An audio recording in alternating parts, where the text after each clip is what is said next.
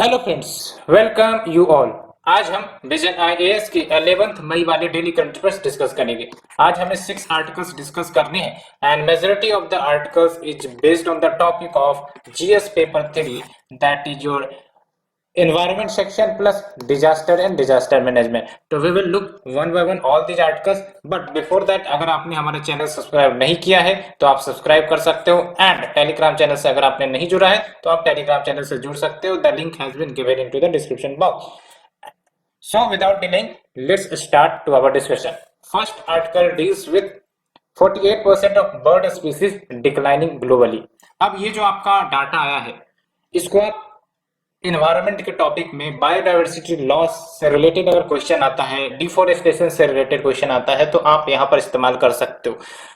Basically I am trying to saying that बहुत सारे data ऐसे निकलेंगे जिसका आप कहीं पर भी कट पेस्ट कर सकते हो। ऐसा नहीं कि हमें सारे डाटा याद होने चाहिए, कुछ कुछ डाटा आप कहीं से भी उठा के आप कहीं पर भी डाल सकते हो। जैसे ये डाटा आया है तो ये बेसिकली जो रिपोर्ट आई है ये बर्ड लाइफ इंटरनेशनल की है और ये बर्ड लाइफ इंटरनेशनल काफी इंपॉर्टेंट इंस्टीट्यूशन है। तो इसका डाटा कहीं कोट करते हो तो it will be an extra edge for your answer writing, it will fetch you extra marks. तो मेक श्योर कि ये सब जो इंपॉर्टेंट छोटे छोटे डाटा आते हैं वो आप कहीं पर लिख लो, कहीं पर हाईलाइट कर लो, सो दैट आप कहीं पर इसका इस्तेमाल कर सकते हो एंड अपने आंसर को सब्सटेंशिएट कर सकते हो कि यस अगर बायोडाइवर्सिटी लॉस हो रही है तो इसका हमारे पास एविडेंस है कि जो आपका बर्ड स्पीशीज डिक्लाइन हो रहा है। अगर ग्रीन हाउस गैस इंक्रीज हो रही है, क्लाइमेट चेंज हो रहा है तो इसका भी एविडेंस है कि ग्लेशियर मेल्ट कर रही है। तो इस प्रकार से आप अपने आंसर को इनरिच कर सकते हो। दैट्स व्हाई ये सब जो डाटा है ये इंपॉर्टेंट हो जाते हैं, नॉट कि आपको प्रीलिम्स में पूछे जाएंगे बट बिकॉज मेंस में ये आपको मदद करेगा to fulfil the need of the paper. So friends, let's discuss the syllabus first. The first article will be dealt with conservation, environmental pollution and degradation. And you must know कि मैं जो discuss करता हूँ syllabus daily basis का एक इसका purpose है, because जब तक आप अपने सिलेबस को नहीं पहचानोगे, जानोगे नहीं, तब तक आप फैमिलियर नहीं हो सकते कि किस प्रकार के क्वेश्चन आएंगे। दो तीन चीज इंपॉर्टेंट होती है, one is your syllabus, the second one is your question paper, previous year question paper, है ना। इन सब का एनालिसिस, इन सब का ऑब्जर्वेशन आपको कहीं ना कहीं रास्ता दिखाता है। It is like a light house and when ever you study all these syllabus and the papers it will give you the direction कि हमें किस डायरेक्शन में जाना है, सो दैट आप डाइवर्ट ना हो, because syllabus is very vast and diversion ना होना काफी बेहतर होगा। Because if there is a diversion because of lack of understanding तो फिर कहीं ना कहीं समय ज्यादा बीत जाती है एंड कहीं ना कहीं जो हमारी प्रिपरेशन है वो हर्ट भी होती है। That's why be stick to the syllabus, be stick to the previous year papers, so that हम डाइवर्ट ना हो। सो फ्रेंड्स, हमने सिलेबस डिस्कस कर लिया, let's move to the article. तो देख सकते हैं ये जो आपका रिपोर्ट आया है it is basically mention in the state of world birds report, जो कि एनुअली रिलीज की जाती है बर्ड लाइफ इंटरनेशनल की तरफ से। और इन्होंने हाईलाइट किया है कि जो आपके approx 10,994 recognised extant species of birds हैं, out of that almost half are threatened. ठीक है। एंड अगर हम बात करें बर्ड लाइफ इंटरनेशनल की तो ये non profit global conservation group है and it is a official red list authority for birds. Basically bird से रिलेटेड जो थ्रेट्स हैं उनको ये हाईलाइट करती है ये संस्था।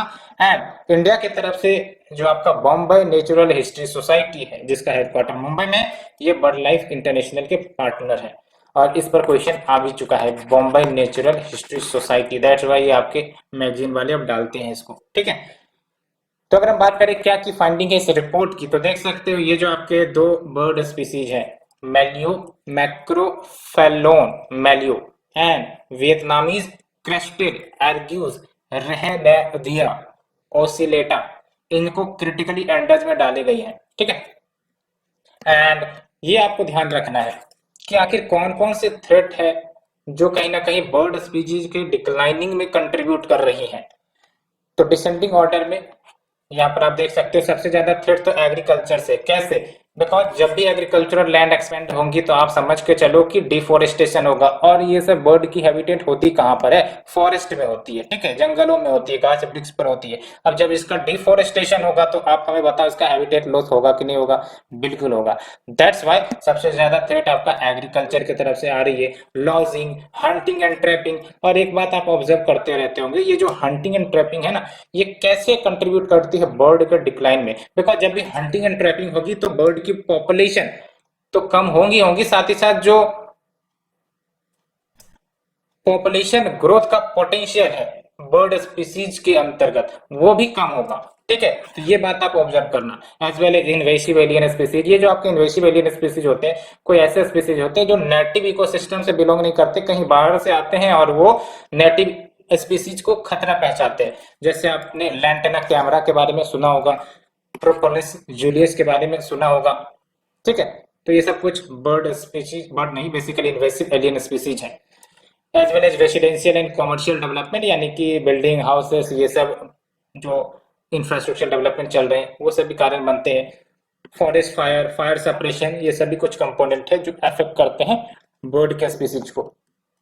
अब ये सब जो थ्रेट है ना, सिर्फ बर्ड के लिए ही नहीं है, बहुत सारे स्पीसीज के लिए होंगे। इसीलिए ध्यान रखना है कुछ इंपॉर्टेंट थ्रेट जो कहीं पर भी आप कॉपी पेस्ट कर सकते हो, ठीक है। जैसे फॉरेस्ट फायर हो गया, तो फॉरेस्ट फायर सिर्फ बर्ड के लिए खतरा थोड़ी ना है, ठीक है। या फिर डिफोरेस्टेशन तो सिर्फ बर्ड के लिए तो खतरा नहीं है। तो ये बातें आपको ध्यान में रखनी, इसी को कहते हैं लिंकिंग द टॉपिक्स, कि कहां से उठाकर कहां चिपकाना है। अब देख लो, अपार्ट फ्रॉम ट्रॉपिकल फॉरेस्ट, जो नेचुरल ग्रासलैंड्स है, नेचुरल ग्रासलैंड में भी कहीं ना कहीं ये सब बर्ड स्पीच रहती है, फूड इनके लिए उपलब्ध होता है नेचुरल ग्रासलैंड में। तो नेचुरल ग्रासलैंड में भी कहीं ना कहीं थ्रेट देखने को मिल रहा है, और ये चिंताजनक बात है for north America, Europe and India. तो यहाँ पर आपका नेचुरल ग्रासलैंड को भी थ्रेट कहीं ना कहीं पहुंच रहा है।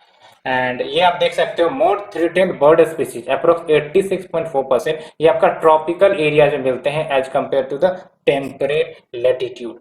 तो अधिकांशतः threatened species of the birds कहाँ पर आपको मिलते हैं? ट्रॉपिकल एरियाज में। और यहाँ प्रीलिम्स का क्वेश्चन बन सकता है, ठीक है, ऑप्शन में डाल देंगे कि more threatened bird species are found in temperate latitude as compared to the tropical, तो गलत हो जाएगा, इट इज इन ट्रॉपिकल, ठीक है। And when we talk about the importance of birds, birds की क्या अहमियत है? तो बर्ड्स की अहमियत काफी ज्यादा है। पहली बात तो बायोडाइवर्सिटी को मेंटेन करना, birds one of the important role play करता है। साथ ही साथ बर्ड्स जो है पॉलिनेटर्स की तरह काम करते हैं। पॉलिनेटर यानी कि जो पॉलिनेट करवाने में मदद करते हैं। जैसे आपके जो एग्रीकल्चरल फील्ड्स है, अब उस पर जो फ्रूट्स उगने हैं, ठीक है, ग्रेन्स उगने हैं, तो उसके लिए ये सब बर्ड जो है पॉलिनेटर का काम करते हैं। अलोंग विद सीड डिस्पर्सर्स, यानी कि सीड को एक जगह से दूसरी जगह डिस्पर्स करना, it is one of the important function, ठीक है।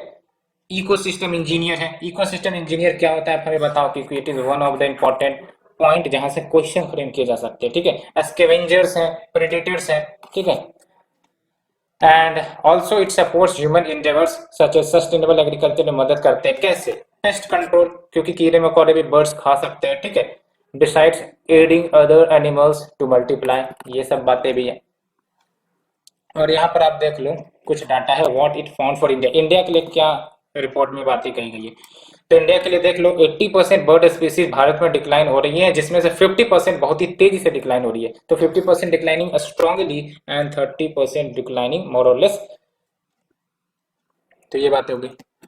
और यहाँ पर कुछ क्रिटिकली इंडेंजर्ड स्पीसीज के नाम है, आप देख सकते हो। हिमालयन क्वेल है, ग्रेट इंडियन बस्टर्ड है। ग्रेट इंडियन बस्टर्ड के बारे में आपको ध्यान रखना, यहाँ से क्वेश्चन बनते हैं, ठीक है। Bengal florican, sociable lapwing, Jerdon's courser, red headed vulture, white rumped vulture, Indian vulture, ये सब आपके क्रिटिकली इंडेंजर्ड में। इसको तो मैं कहता हूँ स्क्रीनशॉट लेके आप याद कर ही लो, क्योंकि ऐसे ही क्वेश्चन आ जाते हैं, ठीक है। सोशिएबल लॉपिंग क्या है?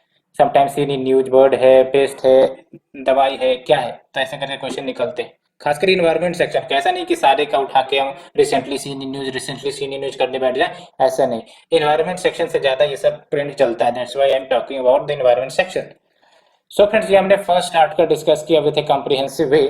Let's move to the second article. RailTel launches prime minister WiFi access network interface, short form is PM वानी scheme based access of its WiFi services. तो बेसिकली पीएम वानी स्कीम के तहत पब्लिक वाईफाई एसेसिबिलिटी प्रोवाइड की जाएगी, और कुछ बात नहीं है, सिंपल सा ये स्कीम है और ज़्यादा इसमें दिमाग लगाने की ज़रूरत भी नहीं है, बट डिस्कस तो करना ही है।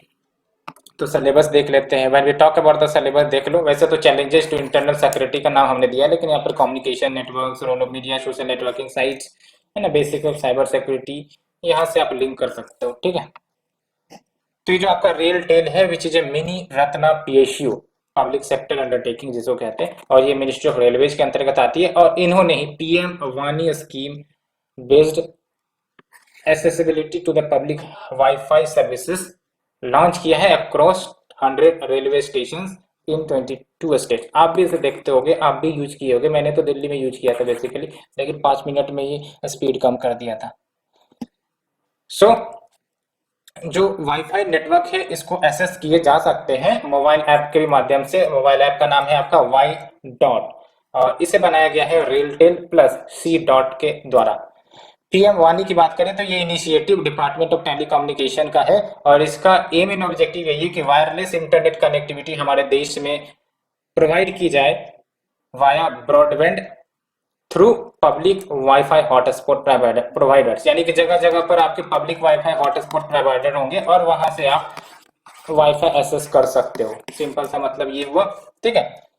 एंड जो पीएम वानी इकोसिस्टम होगा, पूरा जो पीएम वानी का मैकेनिज्म होगा, ये डिफरेंट प्लेयर्स के द्वारा ऑपरेट किए जाएंगे, जिसमें से एक होगा आपका पब्लिक डाटा ऑफिस, और इसका काम होगा कि ये जो वाईफाई यानी कि वानी कंप्लाइंट वाईफाई एक्सेस पॉइंट है उसको एस्टेब्लिश करेगा, मेंटेन करेगा, एज वेल एज ऑपरेट करेगा, एंड जो ब्रॉडबैंड सर्विसेज हैं सब्सक्राइबर्स को उसको डिलीवर करेगा।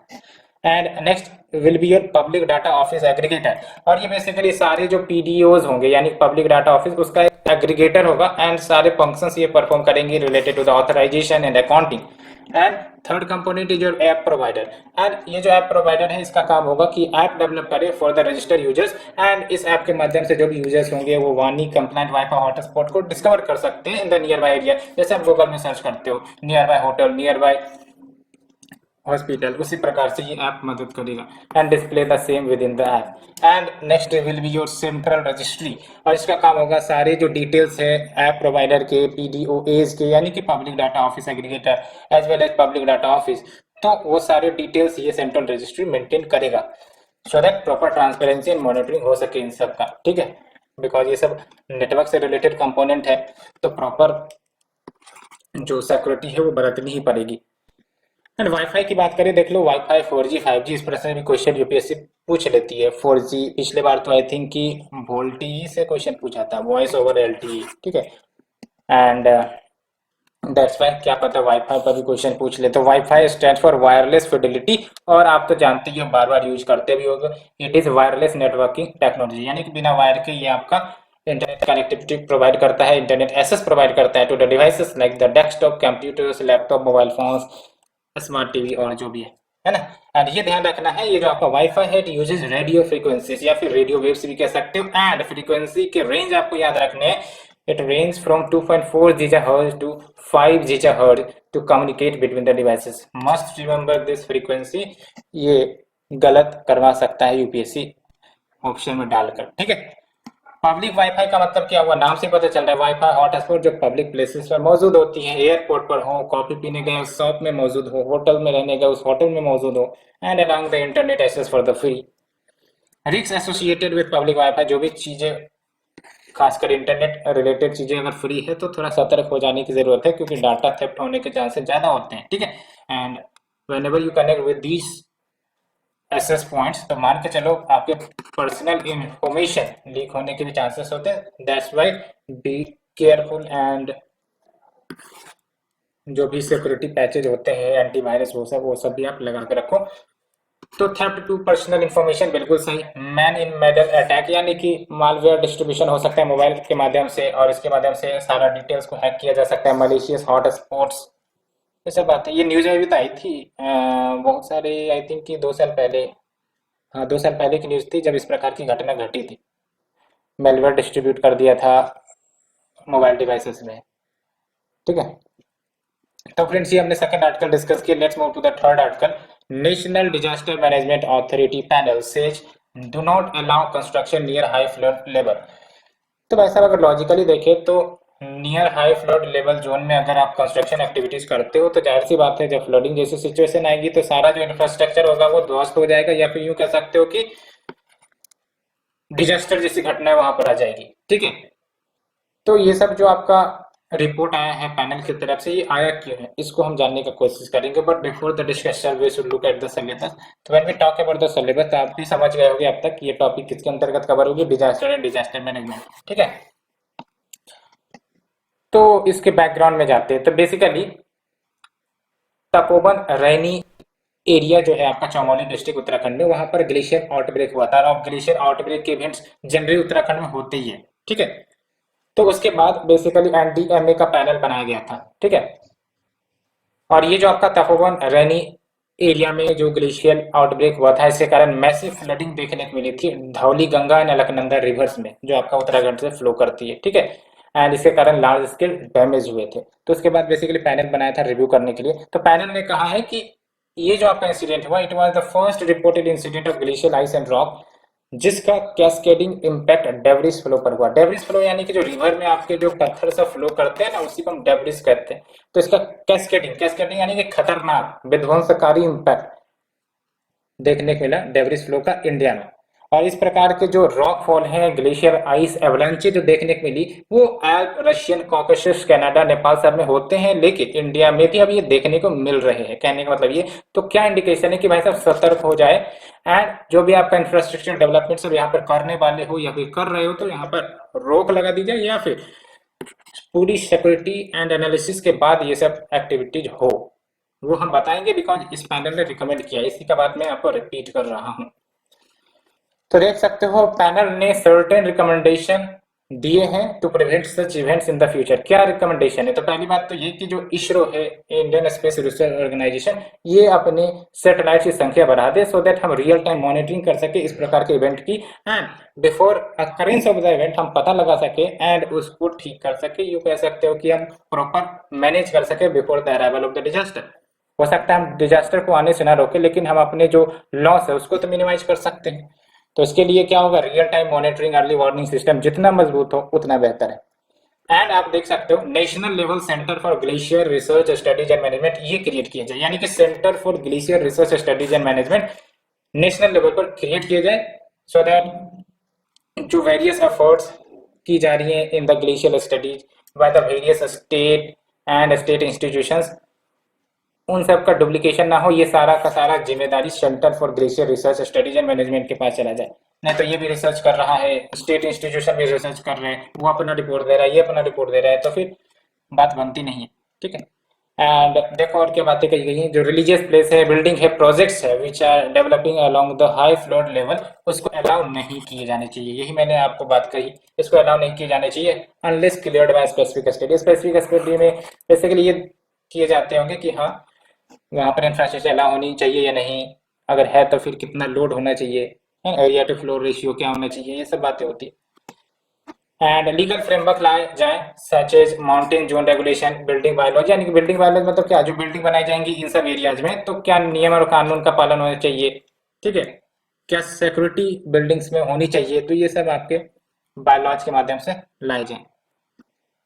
और उत्तराखंड के बारे में तो मैंने आपको बताया भी, काफी ज्यादा प्रोन है हजार्ड्स के लिए, और बार बार ग्लेशियल आउटब्रेक यहाँ पर तो होती हैं, आपने देखा भी होगा, एंड खासकर ग्लेशियल आउटब्रेक ज्यादा होती है। And because of that glacial outbreak जो डैम से बनाए जाते हैं, डैम इंफ्रास्ट्रक्चर, वो भी कहीं ना कहीं डैमेज होने के पोटेंशियल रखते हैं। इसलिए यहाँ पर बोला जा रहा है कि there is a need to examine alternative sources of energy in the region. तो ये बातें हैं। सो फ्रेंड्स, ये हमने आर्टिकल नंबर 3 डिस्कस किया। Let's move to the article number 4। Non banking financial companies can not be regulated by state enactment से supreme court. तो basically supreme court का स्टेटमेंट आया है कि जो वेरियस स्टेट्स वेरियस लॉज लेकर आते हैं, ठीक है, जैसे यहाँ पर देख लो, केरला का है आपका Kerala money lenders act 1958, Gujarat money lenders act 2011। तो ये सब जो एक्ट है ना, ये सब एनबीएफसी को रेगुलेट नहीं कर सकती, ये कहना है सुप्रीम कोर्ट का। ठीक है, एनबीएफसी के बारे में जानेंगे। एनबीएफसी आपको पता है ये नॉन बैंक होते हैं, but bank like functions perform करते हैं, जैसे क्रेडिट देना, है ना, फाइनेंस करना इंफ्रास्ट्रक्चर प्रोजेक्ट्स को, ठीक है, इन्वेस्ट करना किसी प्रोजेक्ट में। ठीक है, तो ये सब बातें we will discuss, but let move to the syllabus first. When we talk about the syllabus, तो सिलेबस में आप देख सकते हो इंडियन इकोनॉमी का टॉपिक ये कवर होगा। Indian economy and issues related to planning, mobilisation of resources, growth, development, employment. तो देख लो, तो Supreme Court basically petition hear कर रही थी फाइल्ड बाय एनबीएफसी कि वो डिसाइड करे whether NBFC which is regulated by RBI, क्या वो स्टेट के लॉ से भी रेगुलेट हो सकते हैं क्या। तो बेसिकली आपका जो आंसर आया है सुप्रीम कोर्ट की तरफ से, सुप्रीम कोर्ट ने कहा है कि जो स्टेट इनेक्टमेंट्स है या फिर स्टेट लॉज है, इसका कोई एप्लीकेशन एनबीएफसी पर नहीं होगा, और जो आरबीआई एक्ट 1934 है इसका सुपरसीड करेगा स्टेट इनेक्टमेंट्स के ऊपर, यानी कि जो भी आपका रेगुलेशन है एनबीएफसी का वो एज पर आरबीआई एक्ट 1934 के तहत होगा। ठीक है, तो अगर बात करें एनबीएफसी की, नॉन बैंकिंग फाइनेंशियल कंपनीज कहते हैं इसको, ये रजिस्टर्ड एंटिटीज होते हैं, यानी कि कंपनीज एक्ट के अंतर्गत इसको रजिस्टर किए जाते हैं। इसका बैंकिंग लाइसेंस नहीं होता है, अगर बैंकिंग लाइसेंस होता है फिर ये बैंक में हो जाते हैं। ठीक है, और ये bank like financial services provide करते हैं। फाइनेंशियल सर्विसेज यानी कि लोन देना, एडवांसेस देना, किसी कंपनी का शेयर एक्वायर करना, बॉन्ड्स खरीदना। ठीक है, ये सब आपके फंक्शंस होते हैं एनबीएफसी के। एंड देख सकते हो although their activities looks similar to that of banks, but कुछ डिफरेंसेस हैं एनबीएफसी के। पहली बात तो ये कि ये डिमांड डिपॉजिट एक्सेप्ट नहीं कर सकते। ठीक है, demand deposits, and they do not form A part of payment and settlement system, that's why ये आपका चेक भी इशू नहीं कर सकते अपने नाम के। And deposit insurance facility available नहीं है to the depositors of NBFC, ये ध्यान रखना है। बैंकों के डिपॉजिटर्स के लिए आपका डिपॉजिट इंश्योरेंस फैसिलिटी अवेलेबल है कि भाई साहब अगर बैंक रन हो जाए या फिर बैंक ध्वस्त हो जाए तो जो पैसे फंसे हुए हैं डिपॉजिटर्स के उसको एटमैक्स 5 लाख रुपए का इंश्योरेंस के रूप में प्रोवाइड किए जाए, अगर अमाउंट 5 लाख से ज़्यादा है तो। ठीक है, लेकिन ये सुविधा अवेलेबल नहीं है एनबीएफसी के ऊपर, एनबीएफसी के डिपॉजिटर्स के लिए। ठीक है, ये ध्यान रखनी है आपको। प्राइमरली एनबीएफसी रेगुलेट की जाती हैं, गवर्न की जाती है बाय द आरबीआई, लेकिन कुछ एनबीएफसी ऐसे हैं जो वेरियस अदर इंस्टीट्यूशन के द्वारा रेगुलेट होते हैं, जैसे सेबी हो गया। जैसे आपका इंश्योरेंस रिलेटेड कोई एनबीएफसी हो गया जो इंश्योरेंस सेक्टर को डील करता है, तो उसको रेगुलेट करेगा IRDAI, यानी कि insurance regulatory development authority of India, and other जो नेशनल हाउसिंग बैंक, ये सब है। इंपॉर्टेंस क्या है एनबीएफसी के, तो एनबीएफसी क्या काम करता है आप ये हमें बताओ। पैसे मोबिलाइज करता है, पैसे इन्वेस्ट करता है, तो जाहिर सी बात है डिफरेंट प्रोजेक्ट में इन्वेस्ट करेंगे तो इंक्लूसिव ग्रोथ प्रमोट होगा, चाहे वो अर्बन एरिया जो रूरल एरिया जो। इंफ्रास्ट्रक्चर प्रोजेक्ट्स में ये लैंडिंग प्रोवाइड करते हैं। आप देखो बैंक सब इंफ्रास्ट्रक्चर प्रोजेक्ट्स में लैंड करने से कतराएंगे, क्यों? क्योंकि ये सब इंफ्रास्ट्रक्चर प्रोजेक्ट काफी ज्यादा लंबे होते हैं, लॉन्ग जेस्टेशन पीरियड होता है, इसलिए वो इन्वेस्ट करने से कतराएंगे, लेकिन इसके लिए आपका एनबीएफसी मदद करता है। तो ये सब इंफ्रास्ट्रक्चर प्रोजेक्ट्स को लैंडिंग करने का काम करेंगे, which banks avoid because of the riskier nature और the long term gestation period, ऐसे कह सकते हो आप। And because of comparatively lower operating cost, operating cost कहीं ना कहीं बैंकों से कम होता है, तो ये चीपर लोन्स भी प्रोवाइड कर सकते हैं कस्टमर्स को।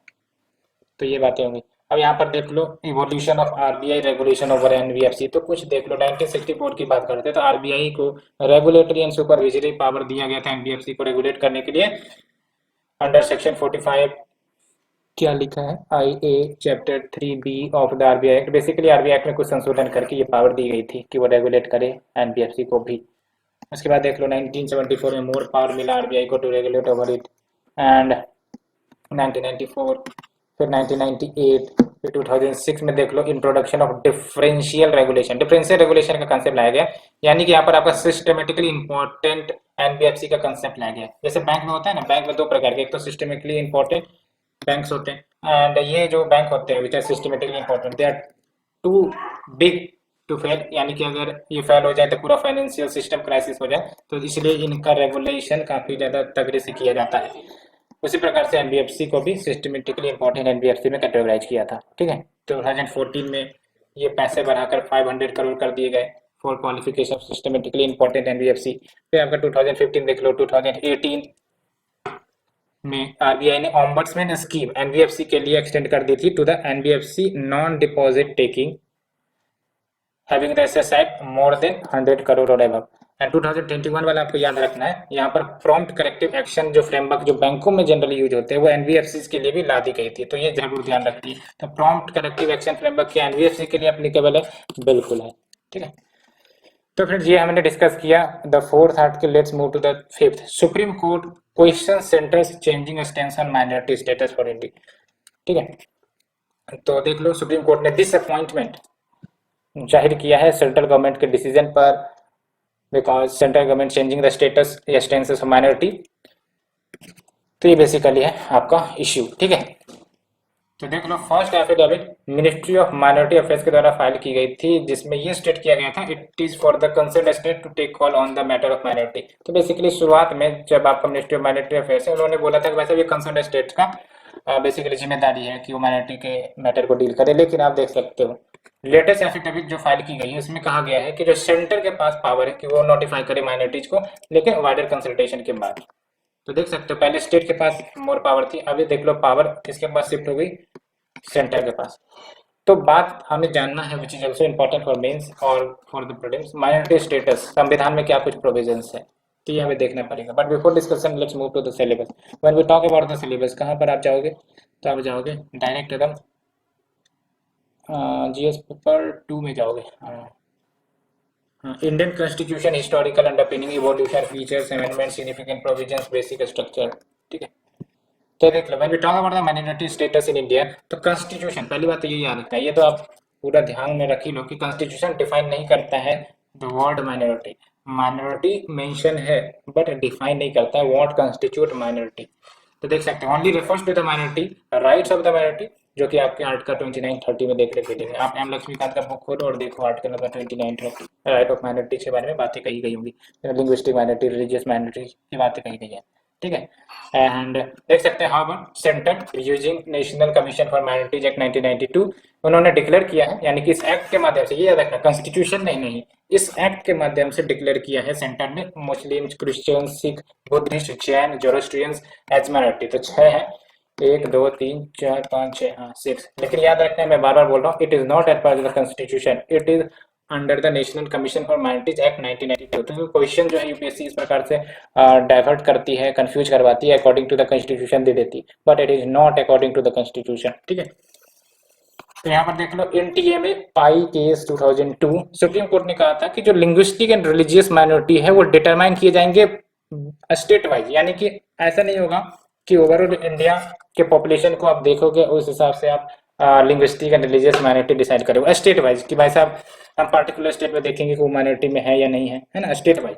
तो इस केस में सुप्रीम कोर्ट ने बोला था, ठीक है, कि जो लिंग्विस्टिक एंड रिलीजियस माइनॉरिटीज है वो डिटरमाइन किए जाने चाहिए by taking a state as a unit and not by taking into consideration the population of a country as a whole, ठीक है।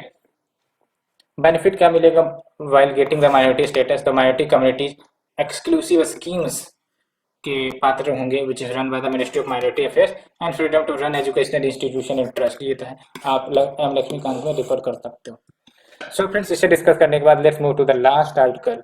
Ministry of Environment Forest and Climate Change leads Indian delegation at COP15 on combating desertification. Basically भी COP15 UNCCD का organise होने वाला है, conference of parties जिसको हम कहते हैं, उनकी मीटिंग होने वाली है।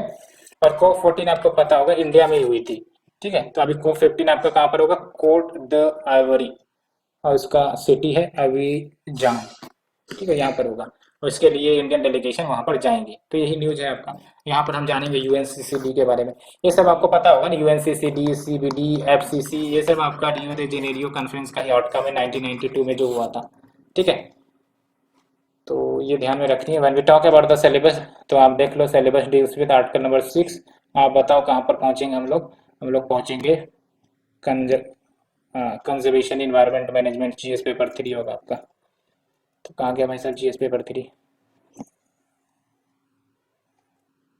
किधर भाग गया, verities verities verities verities verities verities, हाँ देख लो इतना देर के बाद यहाँ मिला है कंजर्वेशन एनवायरमेंटल पॉल्यूशन डिग्रेडेशन, तो इसके अंतर्गत ये कवर होगा, ठीक है। तो यहाँ पर आप देखो 15th सेशन, इसलिए हमने COP15 नाम दिया है ना, यूएनसीसीडी का, यानी कि United Nation Convention to Combat Desertification का शुरू हो चुका है कोट द आइवरी में। यूएनसीसीडी नाम से पता चल रहा है इसका क्या काम है, बेसिकली जो डेजर्टिफिकेशन लैंड डिग्रेडेशन के मैटर है उसको ये हैंडल करता है, ठीक है। COP15 का थीम क्या है, land life legacy from scarcity to prosperity, ठीक है। And it is a call to action, जिसके तहत लैंड लाइफ लाइन उन सबको मजबूत किया जाएगा, continues to benefit present and future generation. तो COP15 में 197 पार्टी डिस्कस करेंगे related to the aspects of drought, कैसे लैंड रिस्टोर करनी है ना, as well as related in elements like land rights, gender equality पर भी डिस्कशन होगा, यूथ इंपावरमेंट पर भी डिस्कशन होगा। ये सब कीवर्ड जो है काफी बड़े बड़े और काफी भारी होते हैं, इसलिए ये सबको उठा लो। जेंडर इक्वलिटी, यूथ इंपावरमेंट, ठीक है, लैंड राइट्स, भारी भरकम शब्द है, जब लिखोगे तो मजा आएगा। कॉप 15 की बात करें तो ये various leaders from the government, private sector, civil society, सबको एक साथ लाएगा from around the world, so that जो भी प्रोग्रेस हुए हैं सस्टेनेबल मैनेजमेंट ऑफ लैंड को लेकर उस पर डिस्कशन डिबेट होगा, आगे क्या करना है वो सब बातें यहाँ पर डिस्कस होंगी। 2019 में मैंने आपको बताया था इंडिया ने कॉप 14 को होस्ट किया था एंड कमिटमेंट वहां पर किया था कि by 2030 India 26 million hectares of degraded land को रिस्टोर करेगा। जो लैंड डिग्रेड हो गई उसको रिस्टोर करना, यानी कि उसको फिर से फर्टाइलाइज बनना, उसको फिर से आपको री एनर्जाइज करना है ना। तो ये बातें हैं। और इंडिया की अगर हम बात करें तो काफ़ी ज़्यादा एरिया लैंड डिग्रेडेशन के अंतर्गत आती है। अगर इन सबको रिकवर कर लिया जाता है तो एग्रीकल्चर, फूड सिक्योरिटी, ठीक है, बायोडाइवर्सिटी, ये सब प्रोटेक्टेड हो जाएंगे। कॉप 14 का थीम क्या था? Restored land, sustain the future. और यूएनसीसीडी की बात करें तो देख लो, इसको अडॉप्ट किया गया था 1994 में, जिसका बेसिक ऑब्जेक्टिव क्या था कि जो हमारे लैंड जो डिग्रेड हो रहे हैं उनको प्रोटेक्ट करो, रिस्टोर करो and ensure safer, just and more sustainable future. जब तक रिस्टोर नहीं करेंगे तो सस्टेनेबल फ्यूचर कहाँ से होगा, बताओ मैं। एंड ये लीगली बाइंडिंग है, याद रखना है, ठीक है। That addresses the desertification and the effects of the drought.